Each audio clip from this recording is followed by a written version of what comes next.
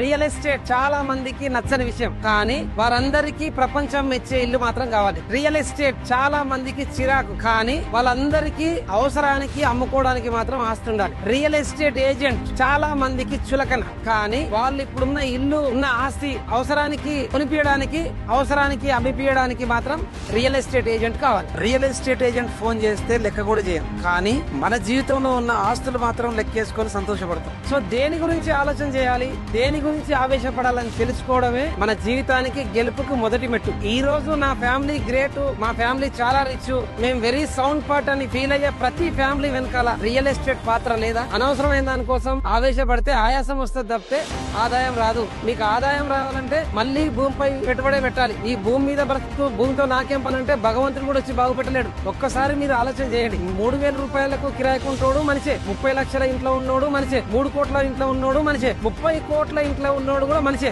So వీళ్ళందరూ మనుషులు సమానం అన్నప్పుడు విలువ కూడా సమానం ఉండాలిగా. ఎందుకంటే 30 కోట్ల ఇంట్లో ఉండే వాళ్ళు భవిష్యత్తుని దృష్టిలో పెట్టుకొని ముందే భూమిని నమ్మి ఇన్వెస్ట్ చేసిరు కనుక ఆ భూమి విలువ పెరిగింది కనుక ఆ మనిషి విలువ పెరిగింది. మనుషులందరూ సమానమే. మీరు విలువల కోసం లెక్క చేయడం కోసం పరితపించకండి, ప్రాధేయపడకండి. మీరు ప్లాట్ కొనుక్కోండి, ఖచ్చితంగా మీ విలువ పెరుగుతుంది. నాకు రియల్ లైఫ్ లో స్టేటస్ లేదు, నన్ను ఎవరు లెక్క చేస్తలేరని బాధపడే కంటే భూమి నమ్ముకొని రియల్ ఎస్టేట్ నమ్ముకొని ఇన్వెస్ట్ చేయండి. It is not about real estate, it is all about your real